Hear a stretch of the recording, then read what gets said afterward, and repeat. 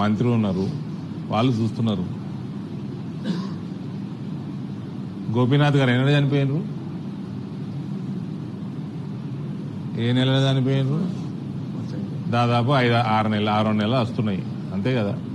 So 6 నెలల ముందు election వస్తుందని తెలుసు, ప్రణాళిక చేసుకున్నారు వాళ్ళు, క్యాండిడేట్ ఎన్నుకున్నారు, అయిపోయి రేపా లాస్ట్ ఎల్లుండే అయిపోయింది. ఎలక్షన్లు 14th రిజల్ట్, వాళ్ళు చూస్తున్నారు అక్కడ.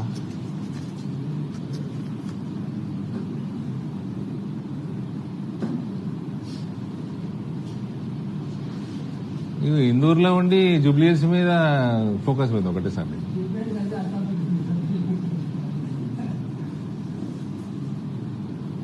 సో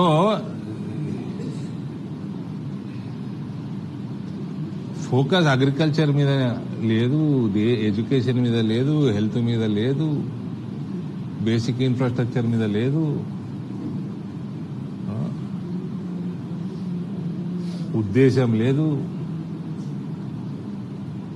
ఇంప్లిమెంటేషన్ లేదు, ఇంటెంట్ లేదు, ఇంప్లిమెంటేషన్ లేదు. ఈ ప్రొక్యూర్మెంట్ కథ కోతలు ఎప్పుడైతే తెలియాలని, కోతలు కాకుండా వారం రోజులు ముందే రెడీ ఉండాలి కదా, స్టార్ట్ కాకంటే ముందు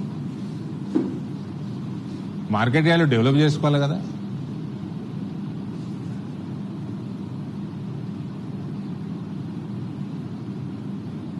ఈ కాంగ్రెస్ వాడు మళ్ళా మీకు యాడ్ చేస్తా, కొన్ని సంవత్సరాల క్రితం నూతన వ్యవసాయ విధానాలను తీసుకొచ్చింది కేంద్రం.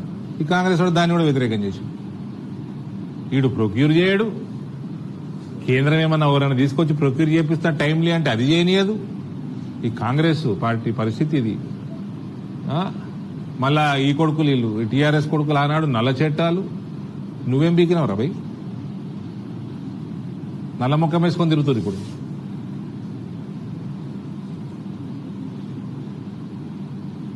ఏ ముఖం పెట్టుకుని ఎలక్షన్లలో వీళ్ళు ఓటాడుతారో వీళ్ళకి సిగ్గు శరమని ఉన్నదా ఈ కలవకుంటూ వాళ్ళకి తెలియదురా. జూబ్లీహిల్స్ లో డ్రగ్స్ తప్ప ఏం పెంచలే వీళ్ళు. ముస్లింల వాటి కోసం ఒక టోపీ పెడతాడు, వాడు అదేంది బొందలు కట్టిస్తాడు. అరే బతుకున్న ముస్లింకి ఏం చేస్తారో పోయి చెప్పంటే చచ్చిపోయిన బొందలు కట్టిస్తాడు.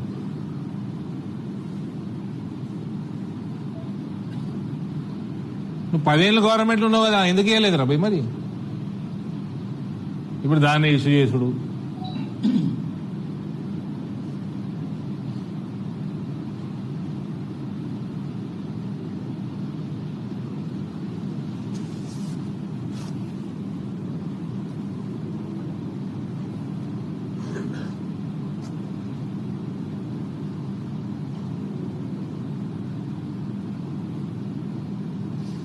ఫీ రీఎంబర్స్మెంట్ లేకపోతే ప్రైవేట్ కాలేజీలన్నీ బంద్ చేస్తాయట. ఆల్రెడీ బంద్ ఉన్నాయి. నర్సింగ్ కాలేజ్ వాళ్ళు ఏదో ఆ కాలేజీలు కూడా ఈ మధ్య తెరతం చేస్తున్నారు. అన్ని కాలేజీలు ఇక బంద్, ఇక విద్యా వ్యవస్థ కూడా బందే. వ్యవసాయం విద్య అని బంద్ చేసుకుని ఏం చేద్దాం, సోమాలియా చేస్తారు ఏంది తెలంగాణని?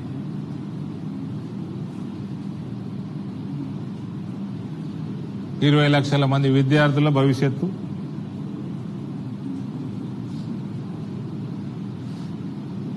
Question mark.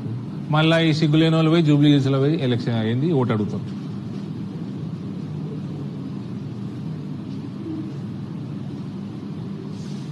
ఈ రేవంత్ రెడ్డి ఒక్కడనే టార్గెట్ చేస్తామా? అది కూడా తప్పే. రేవంత్ రెడ్డికి సిప్ప ఇచ్చిపోయింది. సిప్ప మొత్తం అయ్యా, కొడుకు, అల్లుడు, కోడలు, ఆడు ఇంకోడు సంతోషరావు. ఆడు ఏమవుతాడేమో, వానికన్నా తెలుసు ఆడేమవుతాడో కేసీఆర్. ఈ అందరూ ఆ చెట్ల పైసలు కూడా మిగిలిన హరితారం గిరితారం అనుకుంటా, అందులో కూడా కోట్ల రూపాయలు వేసుకపోయారు, గొర్రెలను కూడా ఇచ్చిపెట్టే.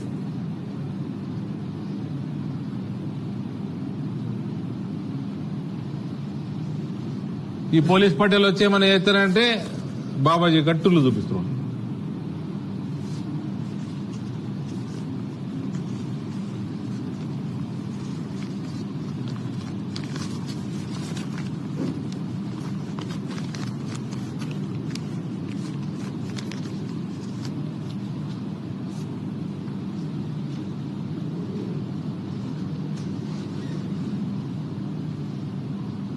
అది కేంద్రము ఒక స్కీమ్ తెచ్చింది.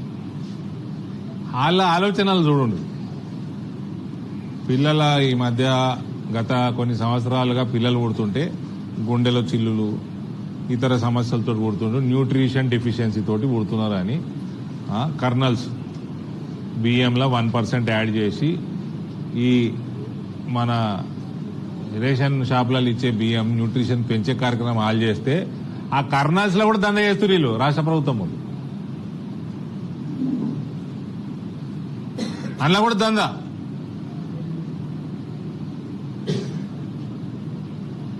ఈ రకంగా కరప్షన్ ఉంటే ఏది కూడా బాగుపడదు. ఏడికింది వెనకకే పోతాం.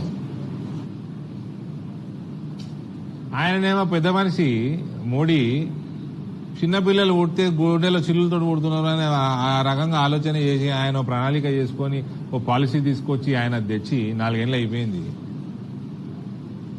దాంట్లో కూడా బిజినెస్లే చేస్తారు వీళ్ళు. వీడు కేసీఆర్ అంత పాపాత్ముడు, నా భూతో నా భవిష్యత్.